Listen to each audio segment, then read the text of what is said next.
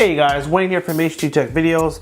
Today I'm going to be going over some tips and tricks on the Samsung Galaxy A6. But before I start, do me a favor guys and check out our new channel, Tech Made Easy. You'll see a link below in the description to subscribe.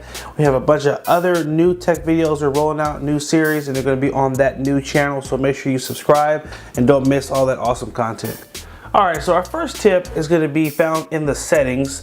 We're going to swipe down upper right corner, click on the settings wheel, go to display, and then we're going to go down to screen timeout. So you want to change this from 30 seconds to at least 2 minutes or 5 minutes. And all this does is when you're not touching your screen, it gives you more time for the screen to stay on before it goes dim. We'll normally set at 30 seconds. It's good for your battery, but it's annoying to have to keep touching your phone to keep the screen on. So go ahead and change that so you got a little bit more time with it. Alright guys, so our next tip is going to be another thing you'll find in the settings. We're going to go down to Device Manager, and this is a really helpful section of the phone that I encourage you guys to check every couple of days. When you start loading all your apps and games and pictures and videos and all your files, you will notice your storage filling up. And so what this does is it just helps you to keep track of what state your phone is in. For example, keep track of your battery. If there's certain apps that maybe are pulling more juice than others, it'll tell you. And there's different settings you can enable so that those apps are not draining your battery. You can check your storage to see how much space you have left. You can also tap on it and actually see where is all your storage being taken up. And let's say, you know, it's video, for example. You could tap on the video section and you could go in and erase those videos or possibly move them to your memory card so they don't take up so much of your internal storage. So this section is going to help you just keep track of what's in your phone, what's taking up all my space, and if I need to clear up more, you got a button right here which is clean now, and that will help you to free up some extra storage. So definitely a good thing you want to check. The other thing is memory, which is for just the speed of the phone and how fast it processes the different apps. So if you're someone who likes to play games, you'll want to keep an eye on your memory and what's being pulled. You can come in here and just hit clean memory, and it'll again shut down some of the things that are running in the background of your phone and basically just get your phone running at optimum speed. So make sure you're using this.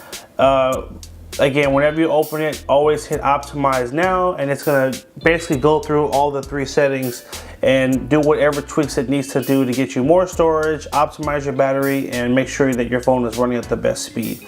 So that is the Device Manager. Now our next tip is really cool. It's going to be how to take a screenshot with your palm.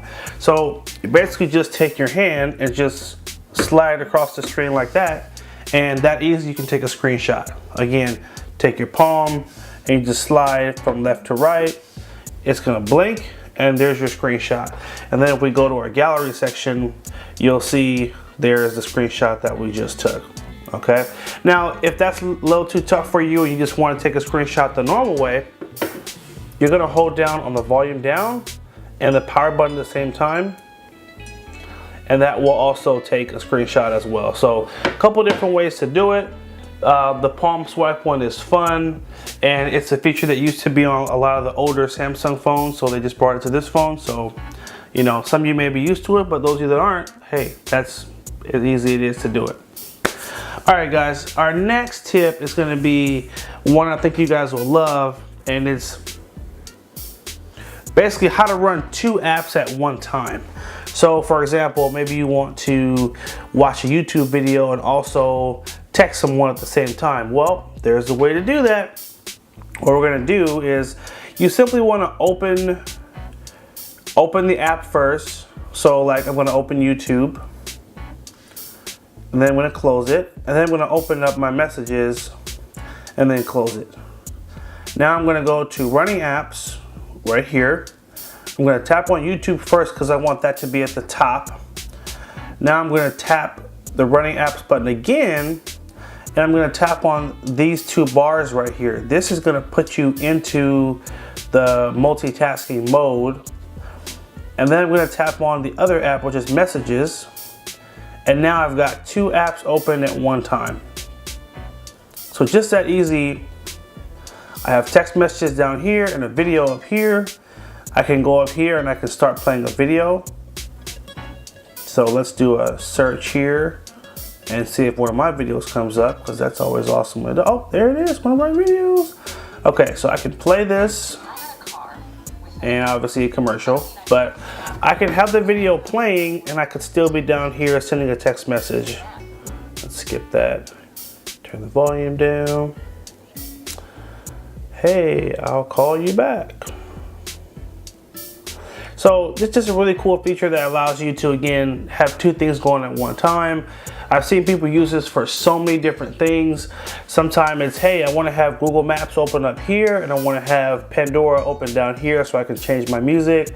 You know, there's a lot of different scenarios where it's just cool to be able to run 2 apps at one time. So this is how you set it up. You can also turn it in the landscape setting as well and just put this in full screen. And that's how you get to watch your video you know, big, and you can still do your text messages over here. When you're done, in the middle, just go ahead and drag this bar all the way across and it'll close out one of the apps. And that's it. So that's really easy. And this is another little cool tip as well. So if you have a YouTube video open, so for example, I have this video open right now, and I go home, it actually keeps the video playing in a pop-up window. So this is called pop-up video. So I can do other things. Again, I could go into any other app and that video is going to continue to play in the corner, you know, and I can just move it around wherever I want. So some of you guys may want to do a full split screen and see that video bigger, and others of you may just want to see it smaller as you're doing other things on the phone. So again, to do that, you're going to just go to YouTube. And the key is, I think the video has to be playing. So notice the video is paused right now. So if I go home, you don't see the video in the pop-up. But if I go and start the video, make sure it's playing, and then I hit the home button, now it goes into the pop-up and now I can actually see it. So that is another addition to being able to multitask, is just have this open and do whatever you want with it. Let's close that out. All right, so our next tip, and I think this might be our last one for this video, is gonna be a tweak you can make to your running app screen. So for example, this is the button you press to see all the apps that are running on your phone, right?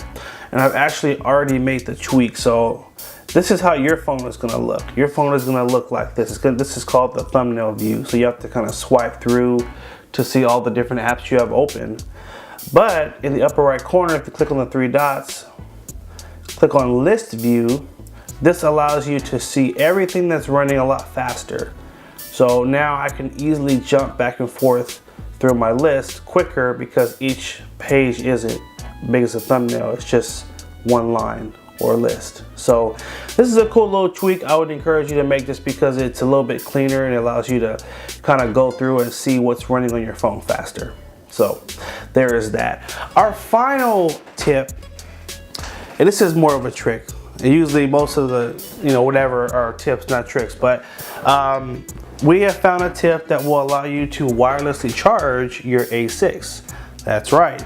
Now we're gonna release a separate video that will have the full instructions on how to do it, and there is a separate adapter you will need to purchase to do it. So keep an eye out for that video. I will leave a link in the description below with the details so you can get to that video as soon as it goes live. Anyway guys, hope you did find this helpful. Make sure you like, favorite, and share the video if you did find it helpful. We have a hidden feature video coming out hopefully in a day or so keep an eye out for that too. And also make sure you subscribe again to our new channel, Tech Made Easy. You'll see on the last page a green bubble. Click on that to subscribe, and also subscribe to our channel if you're not a subscriber. Thanks again for watching, and have a good one.